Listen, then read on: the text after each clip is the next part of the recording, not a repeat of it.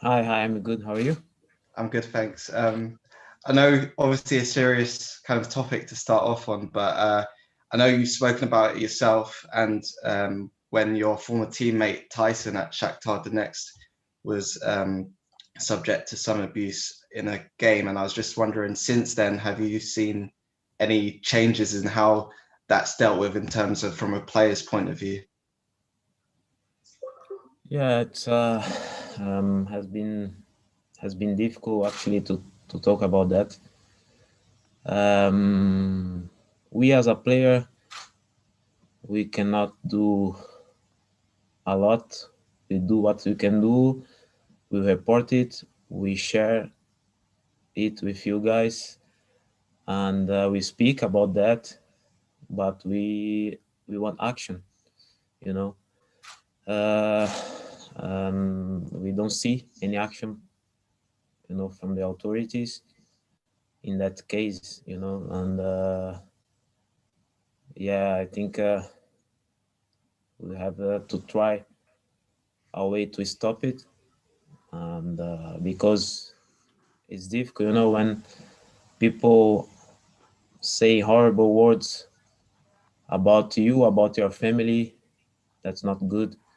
They can criticize us in relation what we do inside the pitch, and I have no problem with that, no problem at all. If they want to criticize me, what I'm doing inside the pitch, if I have to play better, if I have to train more, yes, I will accept. But when they come to attack you with horrible words, your family, so that's not good. So we have to stop it, and yeah, to try a way to stop it. Yeah, I just was wondering if you could maybe explain from your perspective when you, I guess, first were experiencing that. How has that changed to now? Like when, I guess, how do you build to the point where you get to a stage where you want to speak about it and say enough is enough? Whereas were you in that position before where you could speak? Well, because we see that day by day, week by week, and I had I was in that situation 1 month ago. I don't remember exactly, and yeah, it was very difficult for me. It was very difficult for me because uh, I have a lot of prints on my phone, um, and I was seeing a lot of horrible words against my family, for example. Yeah, after that, I say to myself that enough is enough. I have to try something, to take action against racism, online abuse, and I'm proud because the club, they are doing that. They are helping us a lot, and yeah, I will never stop my fight against racism. And I know not just yourself, but some of the younger players at the club have had experience with that. So I was just wondering, uh, as one of the older players, have you had to maybe give them advice on how to deal with that themselves? And if so, what advice is that? Well, what I can say, the advice is to share with, to put on their social media, to speak, to never stay, you know, never have fear to come to speak about that, because we have to, to these people, they have to pay for that. And I don't know why they do that, we want to know that. So the advice is that we have to speak, have to share on our social media, and yeah, and that's it. Thank you. Thank you. Can we go to Adrian, please? Hi, William. We're being made of more and more aware but being made more and more aware of incidents on and off the pitch when it comes to racism and abuse. I wondered, as a black footballer, how much is it on your mind when you're going about what is effectively your work, that something could happen, as I said, whether it's on or off the pitch? Ah, it's really affect me when they say about my family, you know. Um, as I said before, if they want to criticize me, it's no problem. I will always accept that. But when they come to attack you, attack your family with bad words, you know, that I cannot say here. So that hurts, you know. So yeah, that really affect me, and uh, it's a big problem. When you see these messages after a game, or how does it actually make you feel? What does it do to you? What impact does it have on you? No, I feel that uh, straight away I want to delete, you know, my social media accounts. You know, I have seen some people that they are deleting their social medias because of that, because of the racism, because of the abuse. And yeah, straight away I want to do that, you know. But and then when you think, when you know, take few minutes, and you relax a little bit more, and yeah, but the first reaction is to delete straight away. Do you ever think about not looking at your phone? Do you almost are you almost afraid to look sometimes at your phone or and your social media after a game? Yeah, sometimes, yeah, to be honest, because we are human, you know. I I I want to understand what these people who they are, who they think they are, to come to speak like that with us, you know. And we are professional. We do the best to help the team. You know, we go inside the pitch. We want to win. We always want to win. We never want to lose.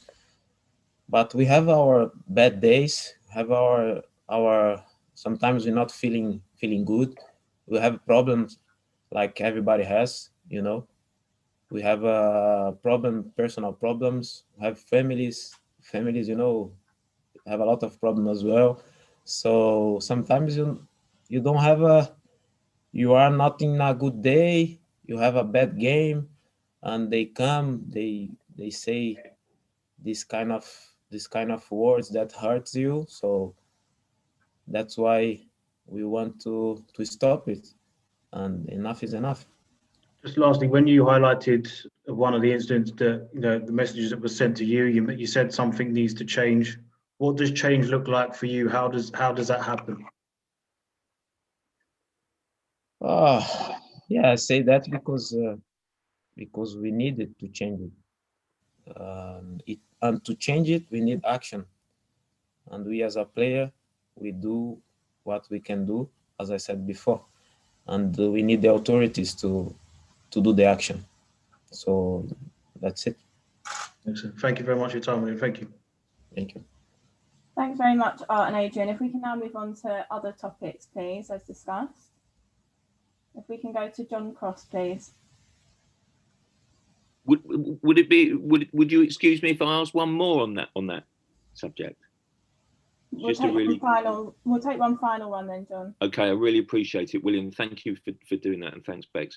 I was just going to ask you. You talked about sort of the authorities and football taking action.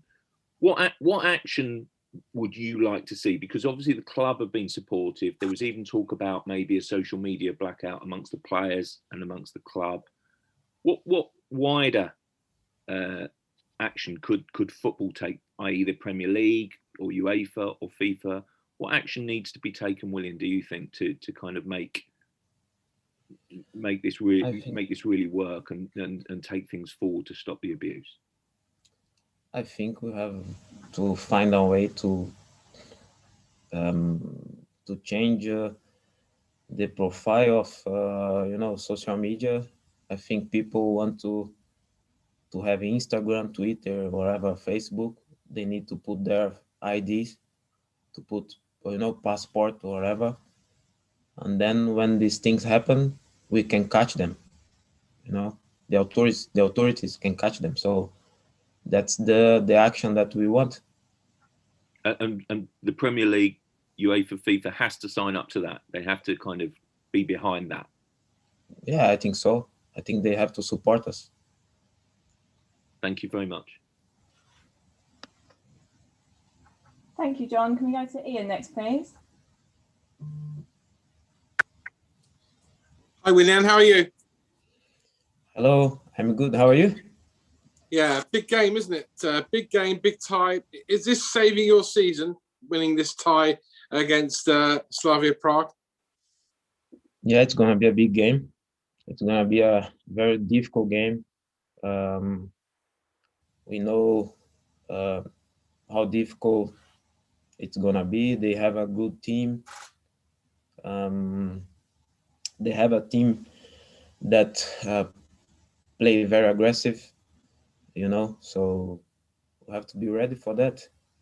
We have to do the job at home, play well, and then we have to go there and qualify. Why have Arsenal been so inconsistent this season, Willian? It's a difficult question. We always want to, as I said, we always want to go inside the pitch and win games. So sometimes we didn't. A lot of up and down. We know that. I'm the first to recognize that, and I'm not having a good season. Of course, in the last few games that I played, I was playing much better, but I think, and was not enough. I think as a team we have to stick together until the end, in every game, and I have to say we have to go by game, and we have a great opportunity to win something at the end of the season. So from now until the end, we have to go together and to play every game as a final. Just one last one from me. I admire your honesty there, saying that you don't think you had a great season. There's a lot of senior pros that you could say that about with Arsenal this season. I won't name names, but the young players coming through are the ones that have really been the shining light at the club, haven't they? But it might be time now for you senior pros to, at least in this competition, maybe save the club's season. Yeah, of course. The young players, they have a good, I think, a great future. They have a talent. They have everything to become one of the best players in the country. And we have an opportunity to win something at the end of the season, which is the Europa League. Good to see you again, friend. Yeah, and of course we have the games in Premier League to play, which we want to win as well. But of course, the trophy is there. Europa League is there, and we want to win it. Cool. Thank you. Thanks, Ian. Can we go to Matt Dunn, please? Hi, Willian. Thanks very much. I thought you said some very important things about social media at the start of the press conference. Unfortunately, though, racism's spilling again onto the field of play, isn't it? A little bit. A few recent incidents, including tomorrow's opponents.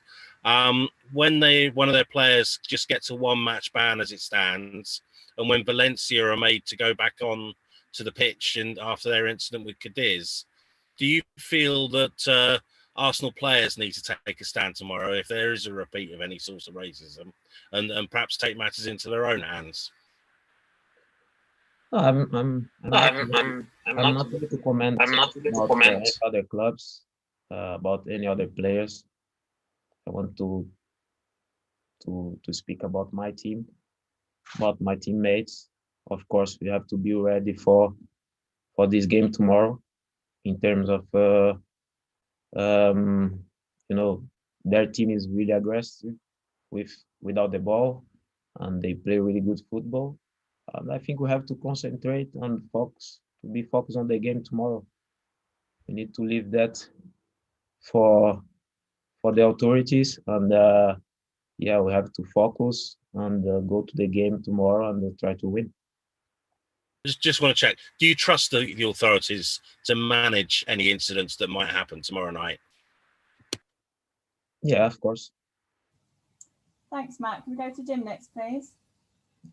Hi, William. I just want to ask you a question about the Premier League. I suppose you're one of the few players in the Arsenal dressing room that has a Premier League medal, but you have that from your time at Chelsea. So how do you compare this Arsenal dressing room to the dressing room that you had in Chelsea? Do you see potential there? Because you came from a dressing room of winners under Antonio Conte in the Premier League. So where do you think this Arsenal dressing room needs to go to meet that Chelsea dressing room? Just the one question. Well, it's yeah, as I said, I won a lot of trophies at Chelsea, which I was very happy there. And yeah, here I see that we have you know, I think we have great players, and I think have quality players to do the same, you know, to win titles and to fight for something important. But it's take a time sometimes, you know. For me, it's a different club. It's a different mentally, and yeah, I think we have a great opportunity. In, you know, we still have Europa League to play, as I said, and the players that we have, I think we can try to win something at the end of the season. Thanks very much, everyone. We'll speak to you soon.